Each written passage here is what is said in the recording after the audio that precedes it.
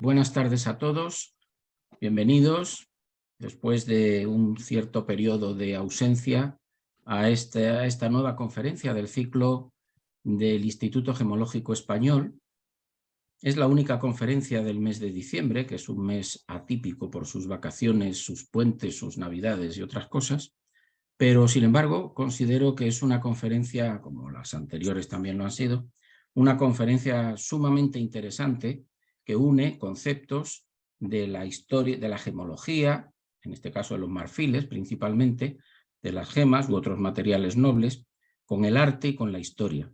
En esta ocasión tenemos el privilegio de contar con Raquel Sigüenza, que es una conferenciante que ya dio una conferencia en el Instituto Gemológico Español en el año 2015 sobre el interesante tema de superstición y religiosidad en la joyería española. En esta ocasión, de lo que nos va a hablar es de las vírgenes abrideras, tipos iconográficos, simbología y materiales. Por coincidencia, vi una de estas vírgenes abrideras y comentando con ella que el tema podría ser interesante, coincidimos los dos en que lo era. Raquel Sigüenza es doctora en Historia del Arte y además es perito judicial de antigüedades.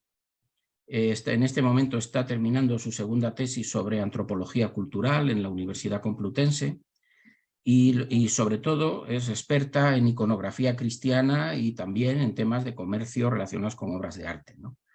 Colaboradora habitual de museos importantes como el Museo Puente Carlos de Praga, el Museo de la Sorbona o la Universidad de la Sorbona de París. Y en nuestro caso, como digo, pues no es la primera vez que nos visita, sino ya por lo menos la segunda, que yo sepa. Así que le doy la bienvenida, me agrada mucho que haya accedido a dar esta charla para nosotros, le agradezco sinceramente que lo haga y a todos ustedes también. Y nada más, cuando quieras, Raquel, pues puedes comenzar. Bueno, pues muchísimas gracias. Lo primero que quiero hacer es, por supuesto, dar las gracias al Instituto Gemológico Español, a Benjamín Calvo, que me acaba de presentar con esas palabras tan amables.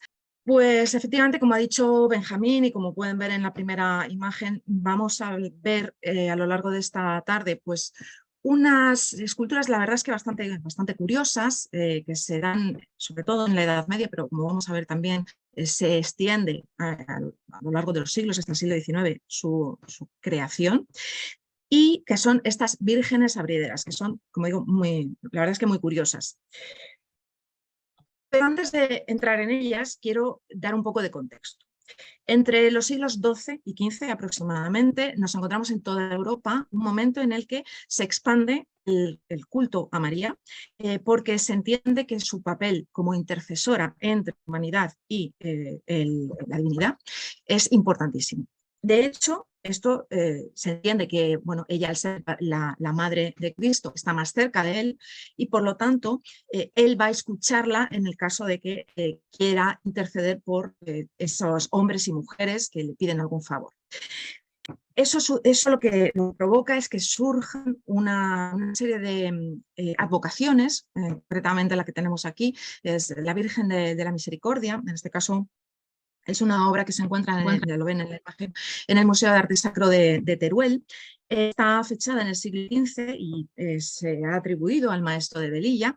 Nos muestra la imagen de la Virgen de la Misericordia, como es habitual, que se represente, ella aparece en pie, extendiendo su manto, en este caso ayudado por dos ángeles, y bajo ese manto, acogiéndose al mismo, una serie de personajes. En este caso, a la derecha son personajes eclesiásticos, a la izquierda personajes laicos. En otras ocasiones son los hombres a la derecha, las mujeres a la izquierda, e incluso hay también situaciones o imágenes en las que se mezclan este tipo de personas. ¿Y por qué se acogen? Bueno, pues si vemos en la parte superior izquierda, aparece la figura de Cristo, que está lanzando una serie de flechas. Y María está protegiendo de esas flechas. Desde la antigüedad se entendía que las enfermedades eran lanzadas a través de flechas, se representaba plásticamente como las divinidades lanzando flechas a la humanidad, las enfermedades y concretamente la peste. Y esto pues, es lo que se está representando aquí. Además, con la curiosidad iconográfica de que Cristo está lanzando esas flechas a las figuras que tenemos, las dos, lo señalo, aquí tenemos 2 construcciones arquitectónicas, bueno, en cada una de ellas vemos unas figuritas que son las representaciones de los pecados capitales, porque realmente ellos son los culpables de que al final se castigue a la humanidad. Y como detalle, no se ve muy claramente, no tengo una mejor imagen, pero sí que yo creo que todos podemos ver que esta, por ejemplo, aquí hay una cartela donde indica que esta es la pereza, por si no lo tenemos claro. Además, es una figura que aparece dormida, ya dejando claro a quién está representando. Y en este otro lado tenemos en la parte superior la gula, que también lleva en la mano un plato lleno de comida, y en la parte inferior la ira, yo creo que se ve bien en la cartela, pero además también está representada, como suele ser habitual en la Edad Media, como una figura habitualmente masculina, empuñando un arma blanca. Bien, es en este ámbito que vamos a encontrar el desarrollo de las vírgenes abrideras, en este ámbito de culto mariano. Yo he traído aquí tres imágenes de 3 publicaciones para aquellas personas que tengan curiosidad por ampliar la información sobre este tipo de piezas. La primera es de Margarita Estella, la escultura de marfil en España, las grandes investigadoras de la escultura y concretamente de la realizada en marfil. Es cierto que en esta obra no se centra en las vírgenes abrideras, les dedica unas páginas nada más. En el centro tenemos lo que ha sido la tesis doctoral de Irene González Hernando, El arte bajo medieval y su proyección, que está publicado en el libro. Además, Irene González Hernando tiene bastantes artículos publicados justamente sobre este asunto de las vírgenes abrideras, que se pueden encontrar fácilmente en internet. Y en la parte de la derecha pues tenemos una publicación que, aunque está escrito en inglés, yo traigo este libro porque realmente tanto el texto, que es interesantísimo, como la edición está cuidadísima, las imágenes son de una calidad extraordinaria.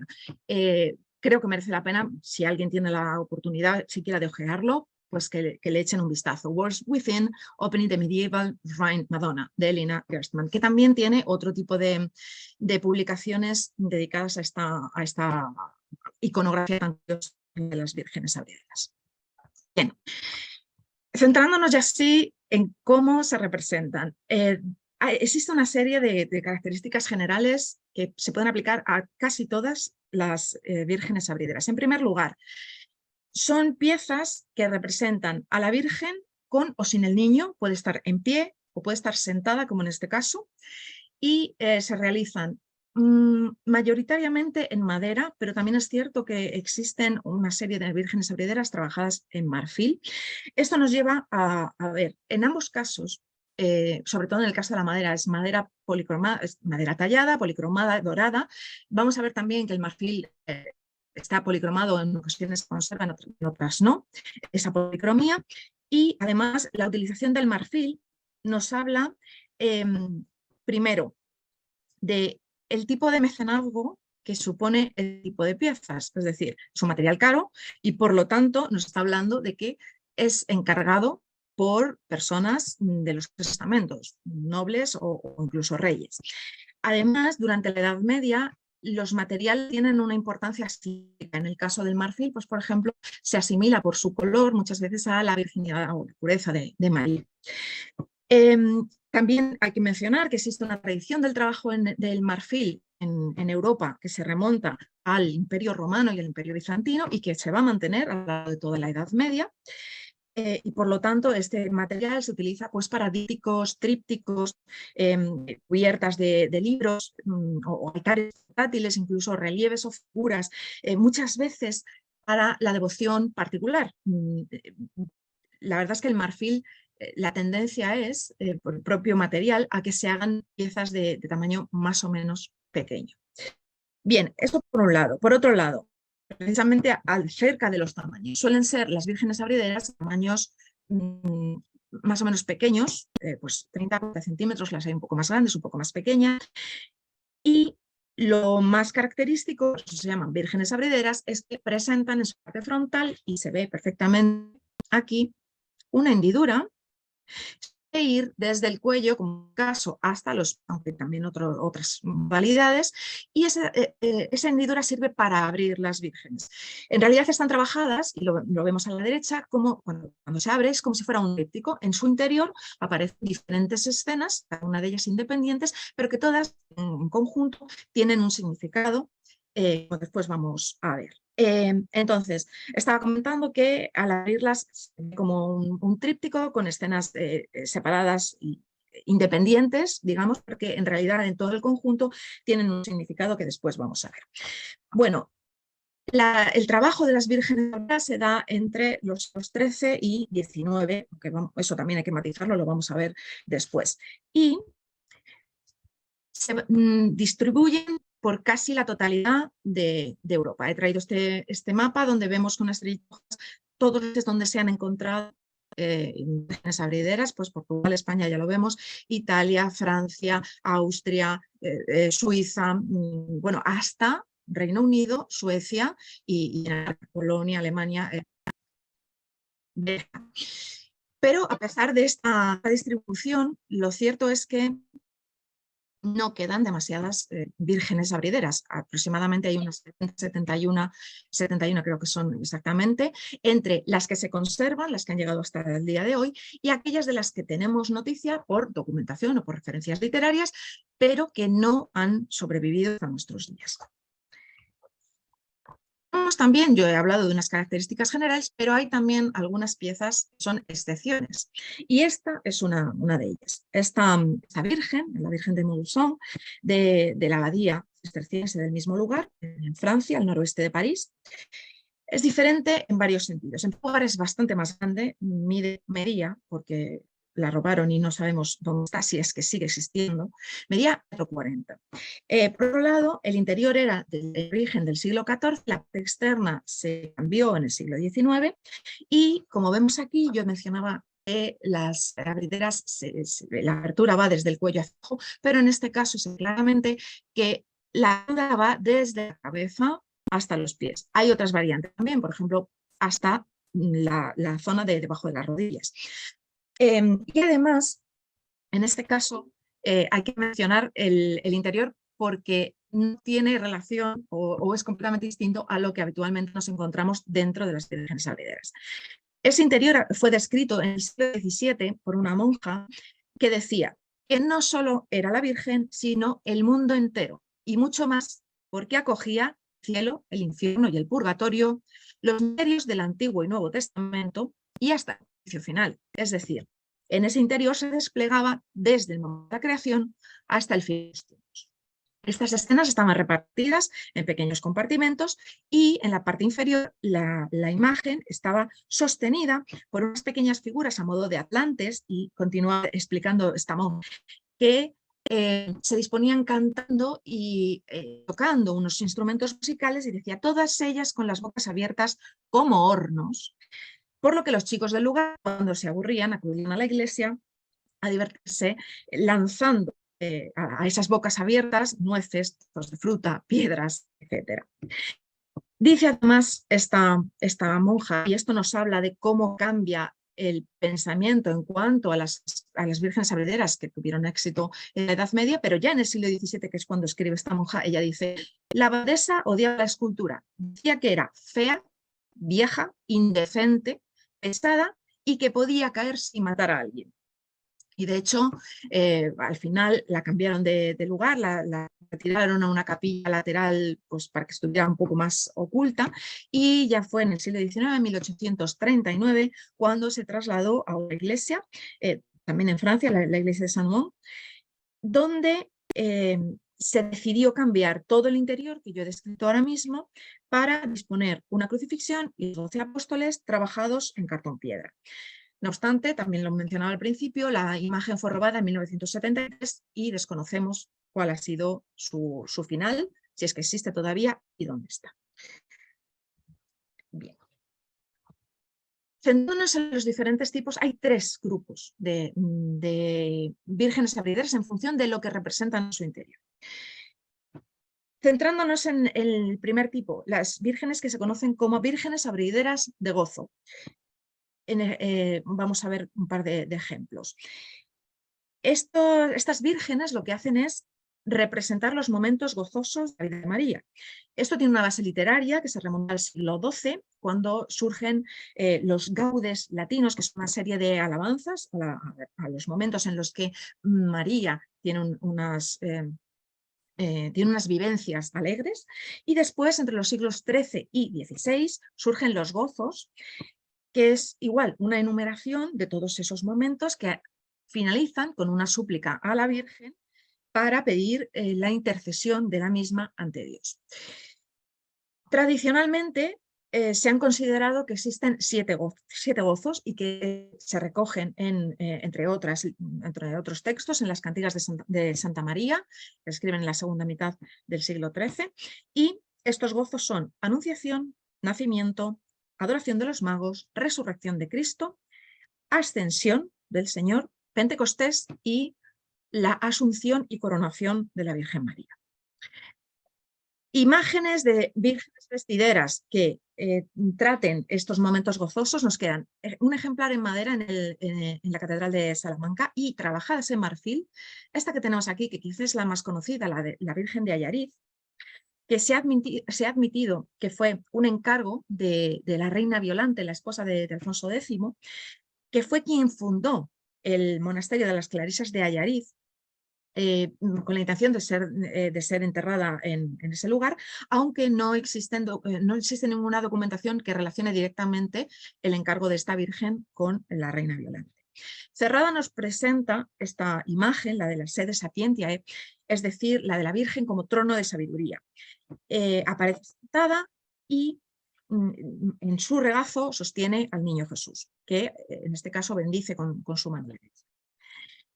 Este tipo de iconografía, el de la sede sapientiae, no es exclusiva de las vírgenes abrideras, es bastante frecuente. De hecho, en la Edad Media, y traigo en la parte de la derecha otro ejemplo, en este caso localizado en el Museo Victorian Albert de Londres, que también está fechado en el siglo XIII, como la Virgen de Ayariz, y que es una obra que está trabajada con un altar recubierto de láminas de cobre dorado y con esmaltes de Limoges. Además es una pieza que es relicario.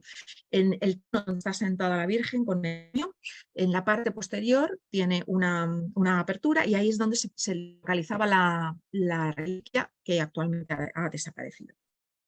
Bien. Cuando se abre la Virgen de Ayariz, lo que tenemos son estas escenas.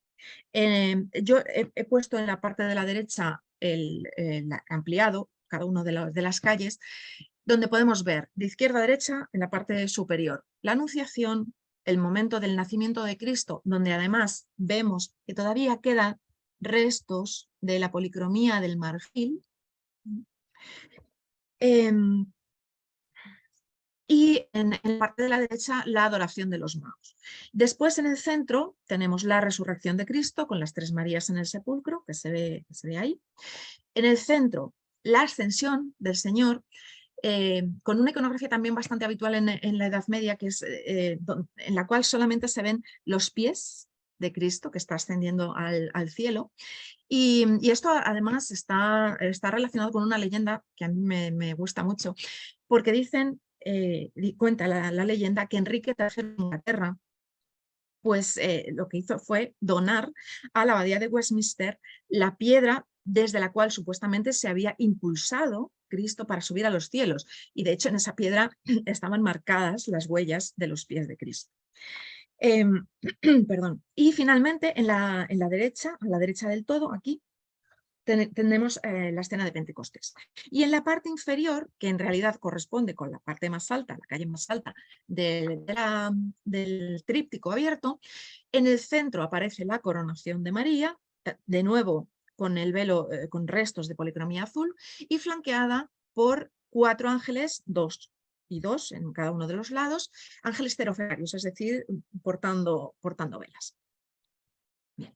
Este es otro ejemplar de estas vírgenes de gozo, que está también asociado con una leyenda. Tenemos por un lado que decir que está fechada entre finales del siglo XIII y principios del siglo XIV. que está trabajada en marfil, a excepción de la cabeza, que la cabeza de hecho es posterior, es del siglo XVI, y según esa leyenda, pues se dice que unos peregrinos la vendieron a una mujer de nombre Isabel Afonso para su propio oratorio privado, y que después ella la donó a un convento, el convento de Dominicas del Paraíso, el cual estaba localizado en Évora, y en el momento en el que ese convento desaparece, pasa la imagen al Museo de Arte Sacro de la Catedral de Évora, en el cartel que he puesto. Con respecto a las representaciones, pues lo traigo en grande, aunque está un poco, la imagen no se ve demasiado nítida. La traigo porque trae algunas informaciones. Por un lado, vemos en la parte del centro, que es lo que tenemos aquí a la derecha, el momento de la natividad de Jesús. Y digo, es innovador porque, si se dan cuenta, hay dos figuras del niño Jesús. Por un lado, el momento, nos está hablando de dos momentos sucesivos. Por un lado, cuando María da a luz y el niño está sostenido por una de las matronas que atienden a la Virgen, pero al mismo tiempo nos habla del momento inmediatamente posterior, cuando el niño se dispone, aquí lo tenemos en la parte superior, en el pesebre. Y luego, en la parte de la derecha, pues es el anuncio a los pastores. En la parte superior, un ángel que está de una forma muy curiosa, está boca abajo, y en la parte inferior, debajo de ese ángel, pues los pastores con sus ovejas. Y por otro lado, es verdad que estamos hablando de vírgenes gozosas, los gozos de la Virgen, pero cuando uno analiza los gozos de la Virgen, en realidad estos están íntimamente relacionados con la figura de Cristo. Estamos hablando de la Navidad, estamos hablando de la adoración de los magos, la ascensión de Cristo. Y en este caso concreto, en esta imagen, se hace hincapié en las escenas gozosas de la Virgen, en las cuales es la auténtica protagonista. Por un lado, el momento de la dormición, es así como se denomina el momento en el que María muere, y además esta escena es justo la que ocupa el lugar central de la Virgen Abridera, y en la parte superior, aquí, aunque yo lo he puesto debajo, la Asunción de María, que es subida al cielo a través de dos ángeles que la llevan. Y después de la Asunción, el momento de la coronación por parte de Cristo. Sabemos por documentación que esta imagen permanecía cerrada y que solamente se abría para la fiesta de la Asunción de María, el 15 de agosto. Lo que nos hace pensar que estas vírgenes de gozo muy probablemente permanecían cerradas en la iglesia o el convento que fuera, y solamente se abrían en esos momentos en los que se celebraba alguna fiesta mariana. ¿Qué ocurrió con ellas? Pues que de una manera natural, porque no hubo ninguna prohibición relativa a ellas, no se conserva, por lo menos, que hubiera ninguna indicación por parte de la Iglesia de dejar de realizar este tipo de piezas. Entonces, pues podemos decir que de una manera más o menos natural, pues van desapareciendo. Nos encontramos el segundo gran grupo de vírgenes abrideras, que son las denominadas vírgenes trinitarias o vírgenes de la Trinidad, como este ejemplo que se encuentra en el Museo Cluny. Son unas imágenes que se desarrollan entre los siglos XIV y XV. Es un grupo, bueno, hasta cierto punto numeroso, pero con diferencias en cuanto a sus dimensiones, en cuanto a sus formas, aún hay que decir que desde el punto de vista iconográfico son bastante homogéneas. En el exterior lo que tenemos, lo vemos en la imagen de la izquierda, es la Virgen, que una vez más puede aparecer sentada con un niño, en este caso está sentada, puede aparecer también de pie, y en el interior, y este es un ejemplo claro, en el centro se representa la Trinidad, Dios Padre, la cruz, el crucificado, y habitualmente se ha perdido, pero en origen tendría una paloma, aludiendo al Espíritu Santo, que lo normal era que se localizara aproximadamente pues, como en la barbilla de la figura de Dios Padre yendo hacia abajo. Como digo, es la pieza que casi en todas ellas ha desaparecido, quizá por su tamaño, también bueno, pues porque es más delicada en cuanto a la manipulación de la pieza, y han desaparecido igual que ha ocurrido con la Virgen del Crucificado, que normalmente bueno, no voy a decir normalmente, pero en muchas ocasiones sí que ha desaparecido. De hecho, en este caso, ese crucificado no es original. Ese crucificado que vemos ahí es una pieza del 17, se ve tanto por las formas como por el propio tamaño, que no corresponde con el tamaño de la cruz. Y con respecto a sí, son como, digamos, rasgos generales de las vírgenes trinitarias, flanqueando esta figura de la Trinidad. Pueden aparecer, como aquí, orantes, puede aparecer la Anunciación, pueden aparecer otro tipo de estas, vamos a ver después. En concreto, en esta pieza, que está fechada hacia 1400, sí que provendría de la zona de Pomerania, lo que es el actual norte de Alemania. En el exterior la vemos de nuevo como esa sapiente de la que habíamos hablado, y en el interior esa Trinidad que en este tipo de iconografía se denomina el trono de Trinidad como trono de gracia, donde, bueno, pues ya lo vemos, Dios Padre está sentado sosteniendo a Cristo. Esto además incide en una intención de contactar con los fieles, porque Dios Padre está mostrando a los fieles cómo su Hijo se ha sacrificado por toda la humanidad. Igualmente, hay que decir que esa intención de contactar con los fieles se ve incluso en la propia figura de María. Si nos acordamos de esa imagen que habíamos visto al principio, de la Virgen de la Misericordia de Teruel, extendiendo el manto, que es lo mismo que tenemos en el centro, esta talla de Michael Gerard del Museo Bode de Berlín, y si nos fijamos en la Virgen Abridera, se ve como, bueno, simplemente casi esbozado el cuerpo de la Virgen y las manos, cómo van de un lado a otro, no sosteniendo, sino cubriendo, como había hecho la Virgen de la Misericordia, a las figuras que aparecen en la parte inferior. Con respecto a ellas, pues aquí tenemos, en este caso, pues figuras en la parte de la derecha de un caballero teutónico. A ver si encuentro, aquí dice el cursor. Un caballero teutónico, bueno, pues un personaje con mitra de obispo, la tiara papal en este caso, hablándonos pues de un pontífice, y 4 figuras coronadas que se han identificado con el rey Wenceslao IV y su esposa Sofía de Baviera, Wenceslao IV que fue rey de Bohemia, y Segismundo de Luxemburgo y su esposa María de Austria. Y esto es un inciso porque Wenceslao IV, si por algo es conocido, es porque fue el rey que asesinó a San Juan Nepomuceno. Si no conocen la historia de San Juan Nepomuceno, yo no voy a decir les empujo a que la conozcan, pero sí que creo que por lo menos si les explico un poco un poco, porque realmente es una historia muy curiosa. Es un personaje histórico. Él vivió y de hecho fue asesinado por Wenceslao IV. Lo que pasa es que en un momento determinado se mezclan las fechas y se interpreta que Wenceslao IV asesina a San Juan Nepomuceno porque había sido el confesor de la reina, cuando no lo fue nunca, y de hecho lo asesinó por un conflicto entre el poder religioso y el poder terrenal. En la leyenda nos ha dicho que lo asesina porque es confesor de la reina, y cuando el rey quiere saber qué es lo que la reina le cuenta al santo, él se niega. Esta es una de las escenas que más se representan de San Juan Nepomuceno, y esta es la otra quizá más conocida, el momento en el que, después de haber sido torturado, es arrojado al río Moldava. Si han estado en Praga y han pasado por el puente Carlos, que es justo el puente que se representa aquí, habrán visto una escultura de San Juan Nepomuceno, que es la escultura que todo el mundo toca y que de hecho está, el bronce está desgastado de ese roce constante. Perdón.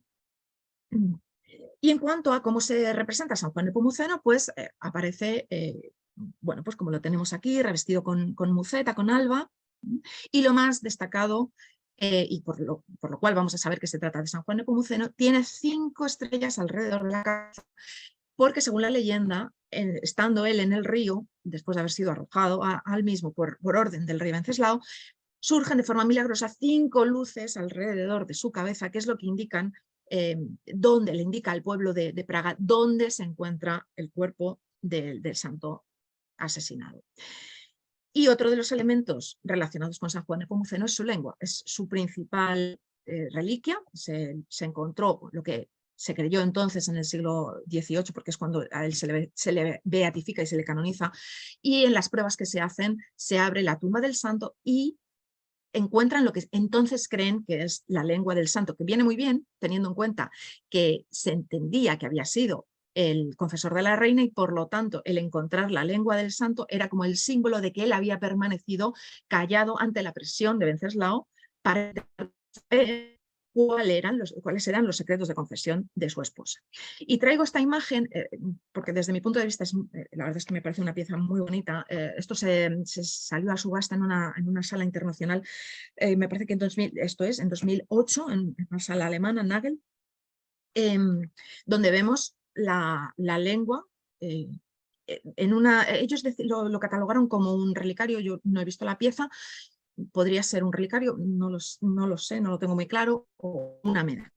En cualquier caso, esa es la historia de San Juan Nepomuceno, que como digo, fue quien, entre comillas, hizo famoso a Venceslao IV y que aparecía en la otra Virgen Abridera. Esta es otra Virgen Abridera, también trinitaria, se encuentra, lo tenemos aquí, Virgen del Museo Roland en Otón. Es una talla procedente de Borgoña, está fechada en el siglo XV. Está, al contrario de como hemos visto madera, he hablado de madera policromada, dorada, hemos visto piedras de marfil, en este caso está plateada. En la Edad Media es mucho más raro la utilización de la plata porque las minas de plata que habían de alguna manera sido el lugar desde donde procedía toda la plata para trabajar en la antigüedad, este material, se encontraban esas minas en España y en Grecia, en la Edad Media se agotan. Y entonces es muchísimo más raro encontrar una pieza plateada, porque eso supone un aporte económico superior. En este caso, además, yo había dicho al principio, pueden aparecer sentadas las vírgenes, pueden aparecer sentadas, que es lo que hemos estado viendo, o en este caso en pie.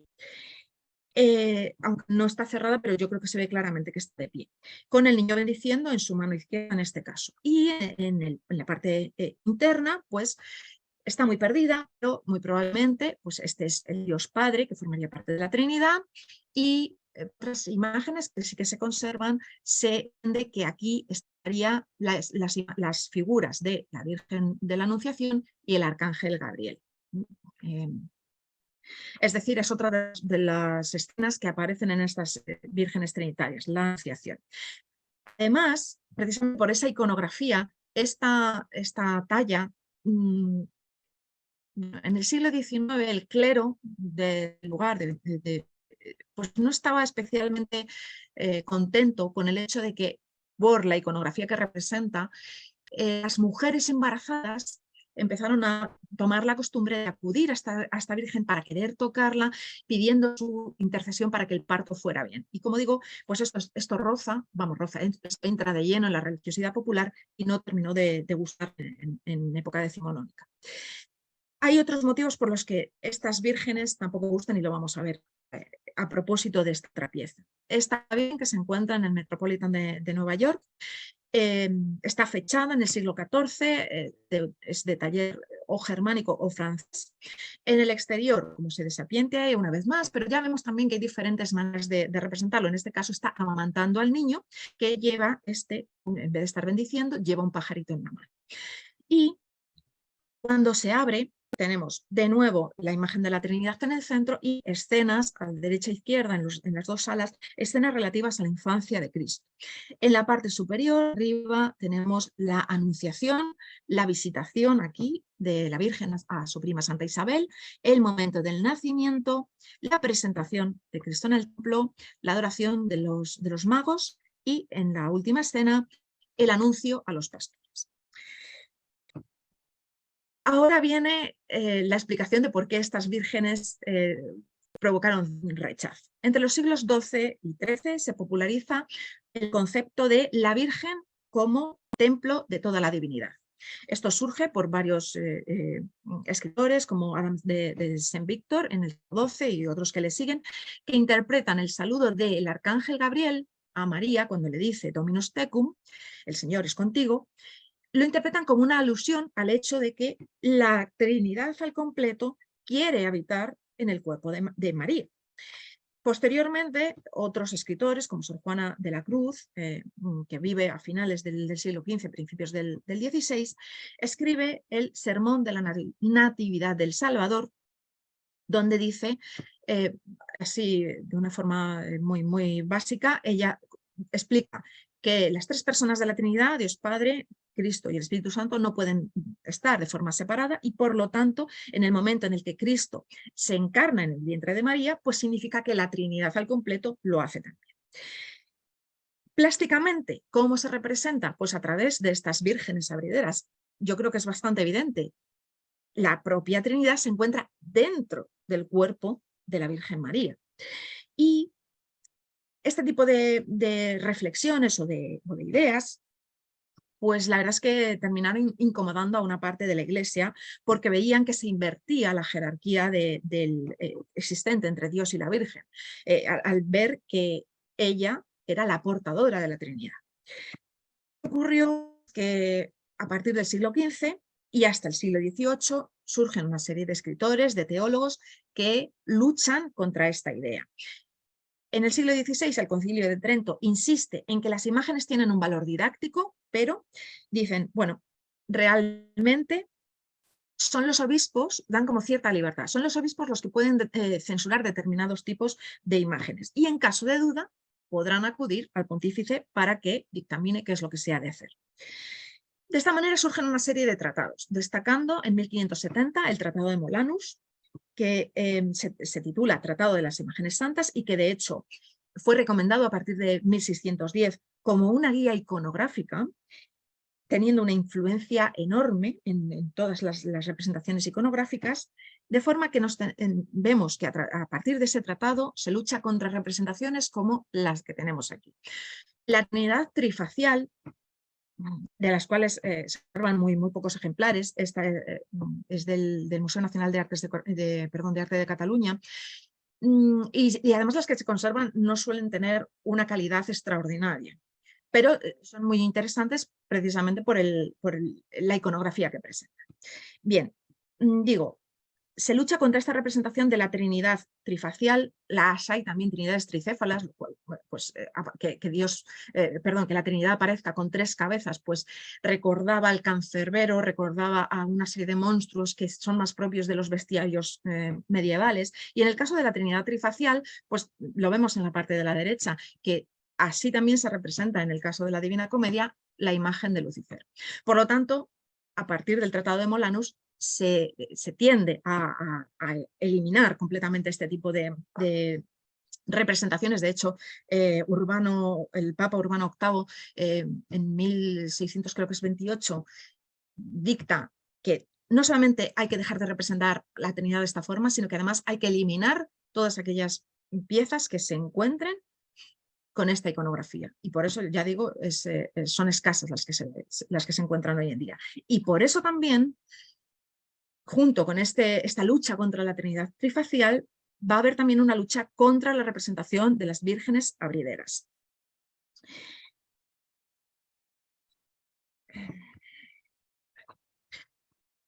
Esto es el tercer grupo.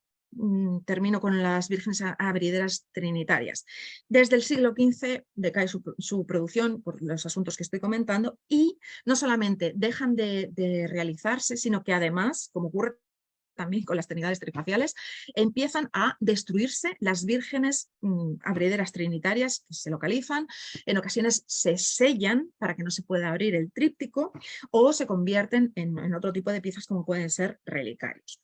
Y así, pasando a este último grupo de vírgenes abrideras, que son las denominadas vírgenes de la pasión, son las únicas que se mantienen produciéndose hasta después de la Edad Media, con ejemplares que van desde el siglo XIV hasta el siglo XIX, con una iconografía bastante uniforme. donde tenemos en la parte exterior, pues o bien la sede sapientia que habíamos visto, o bien la imagen de la Virgen en pie, que muchas veces, como en este caso, está relacionada con la Inmaculada Concepción. Esta es una pieza del Museo Arqueológico Nacional que está fechada entre los siglos XVI o XVII, donde está trabajada en madera, policromada y dorada, donde ese manto azul con las estrellas nos habla claramente de la vocación de la Inmaculada Concepción. Cuando se abren estas vírgenes de la pasión, lo que nos muestran son escenas del ciclo de la pasión de Cristo.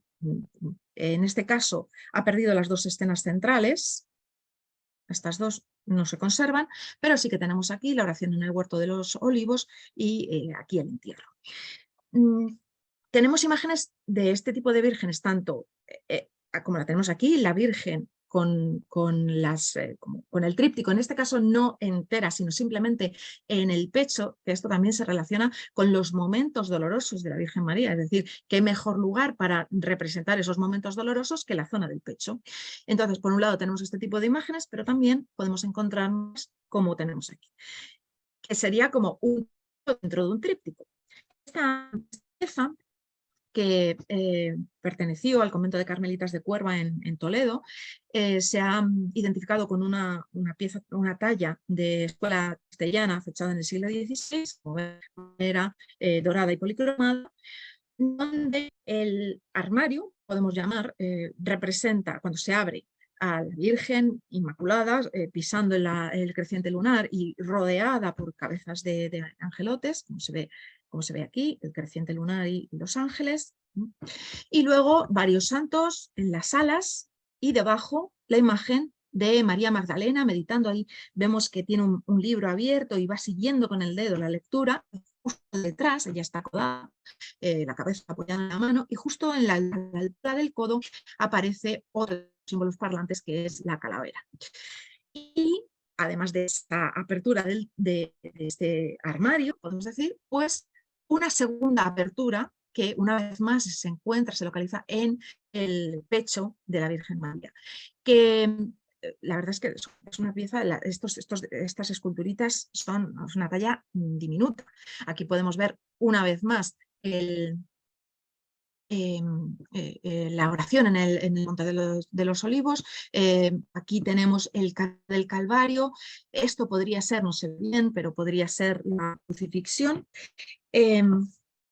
Luego la piedad. Ay, se me va el cursor. Y otra escena que no tenemos tampoco muy claro que sería, y aquí abajo, con todas esas cabecitas, la última cena, la Santa Cena. Bien, esta pieza, que he traído el detalle porque me parecía también muy curioso, esta pieza que formó parte de las piezas que se encontraban en este convento, a partir de la década de 1950 pasa a un propietario particular, quien en 2002 la puso a la venta. La llevó a subasta en la Sala Alcalá en Madrid, donde se ofrecía al público a partir de un precio de 14.400 euros, que llegó, bueno, superó con creces y se remató en 19.500 euros. Esto habla, porque evidentemente el valor de las piezas depende de muchas cosas, de la calidad de las mismas, de su antigüedad, de si son o no son originales, y también de si hay muchas o hay pocas piezas. Entonces, cuanto más escasas sean, más cara en teoría, porque hay otros condicionantes, pero la teoría es que cuanto más escasas sean estas piezas, más caras van a ser. Bien.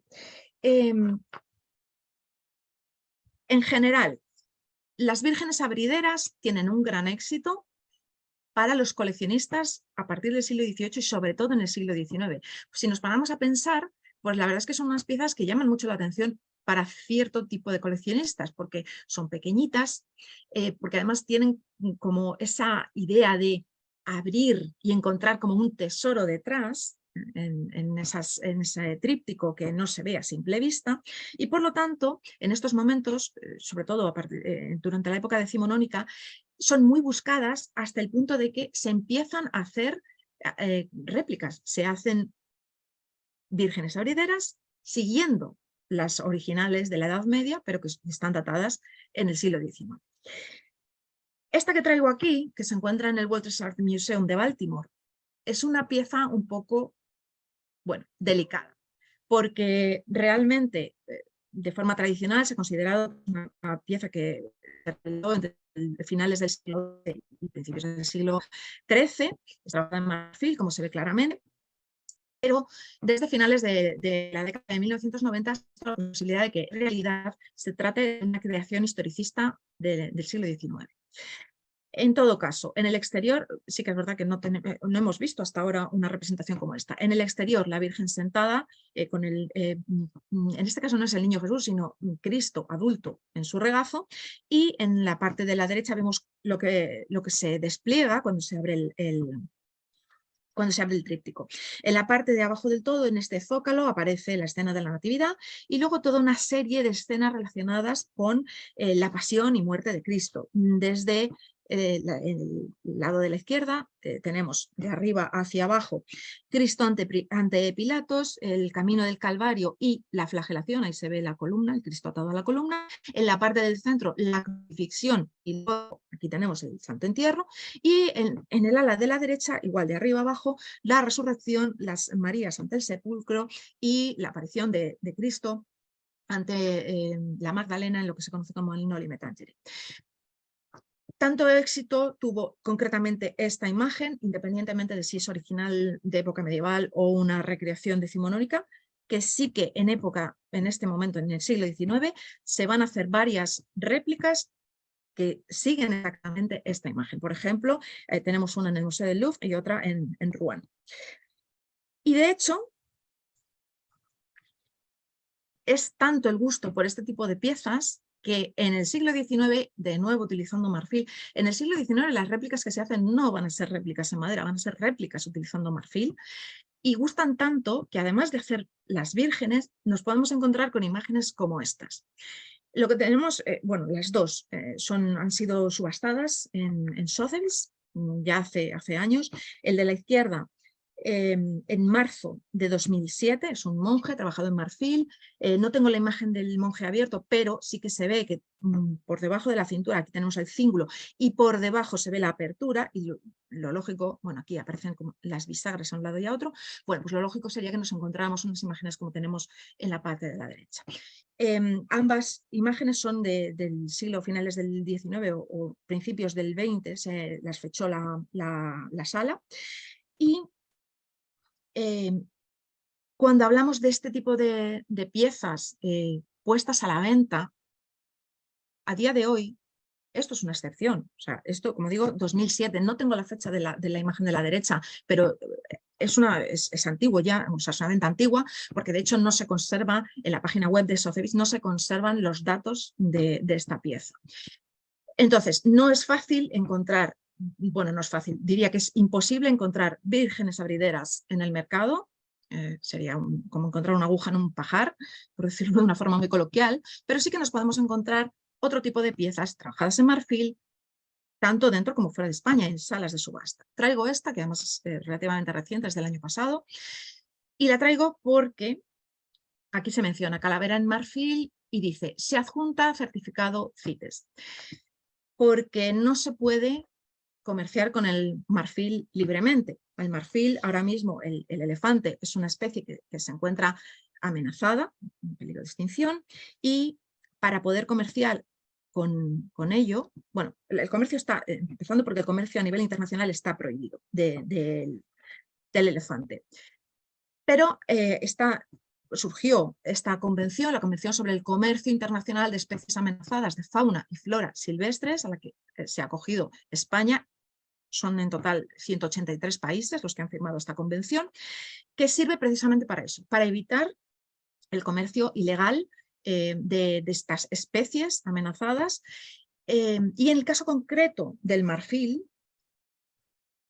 bueno, del marfil y por ejemplo también iba a decir del carey, no se recomienda que se hable de carey, porque realmente el carey es un tipo concreto de una especie concreta de tortuga, la tortuga carey. Es preferible hablar de concha de tortuga, porque no sabemos exactamente de qué tortuga procede. Pero en cualquier caso, cuestiones como digo, la concha de tortuga o en el caso concreto del marfil, para poder comerciar con ello necesita un certificado CITES. Este certificado lo que uno necesita para obtenerlo es demostrar que la pieza que uno quiere vender, con lo que uno quiere comerciar, tiene cierta antigüedad. Ahora mismo el marfil con el que se puede comerciar está únicamente centrado en aquellas antigüedades, es decir, tanto obras de arte como joyas donde aparece un elemento de marfil, siempre y cuando se haya trabajado ese marfil de forma clara, o sea, que no se vea que es simplemente un colmillo, y además se puede certificar que la pieza ha sido adquirida antes de 1947. Y por otro lado, junto con esas piezas de antigüedades, obras de arte o joyería, los instrumentos musicales que contengan alguna marfil, por ejemplo, las teclas de los pianos.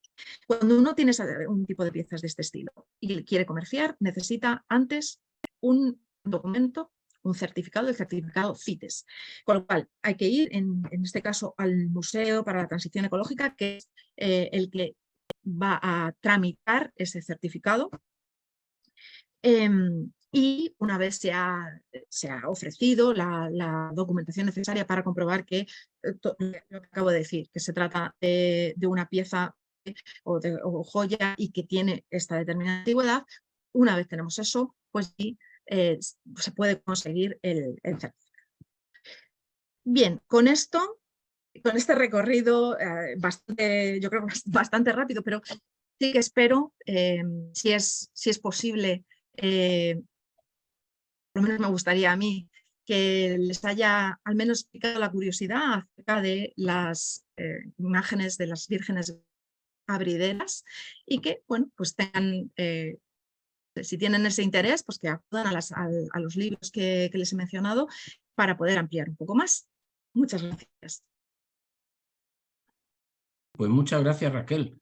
Me ha parecido interesante, desde luego, la conferencia muy interesante, vinculada con la gemología y la joyería, como hemos dicho, sobre todo por el marfil, pero también por la iconografía a lo largo de la historia, que tiene tanto que ver con la joyería.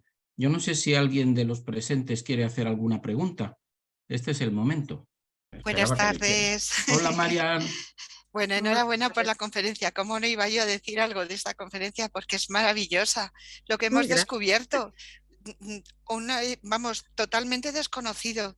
Todo lo de las vírgenes abrideras, son tan escasas las piezas que, vamos, una conferencia interesantísima. Lo que hemos descubierto de iconografía y todas las anécdotas que nos ha ido contando de San Juan, todo curiosísimo. Yo solamente quería hacerle una preguntita, porque ha habido un momento que la voz ahí ha fallado un poquito y entonces estaba yo con el tema del certificado CITES que ha estado comentando. Lo último es para las joyas, como bien ha dicho, anteriores a la fecha de 1947.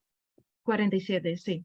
1947, sí, vale. 1947, eso y es. solamente haría, y como bien ha dicho, también es para la concha de tortuga. Qué curioso. O sea, sí, concha de tortuga y marfil. No solo. De hecho, cuando uno entra en la captura de pantalla que he puesto, que es de la convención, uno entra ahí y puede ver todas las especies con las que hay limitaciones para comerciar.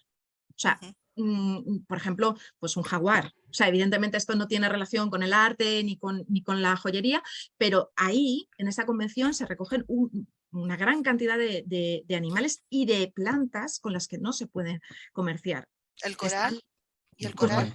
por ejemplo, en función del coral, yo no sé exactamente las especificaciones para cada coral, pero sí que es verdad que sé que hay algunos corales que se encuentran dentro de esa lista y que necesitan un certificado CITES. Ya digo, no sé exactamente cuáles sí y cuáles no, pero hay corales que están ahí, sí. Bueno, muy curioso. Muchísimas gracias, porque es un disfrute de conferencia. Gracias. Gracias a usted. Gracias, Marian.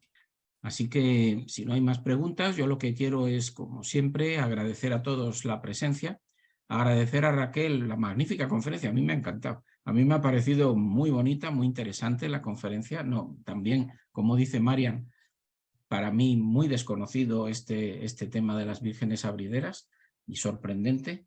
Y agradezco mucho que hayas accedido a darnos esta charla.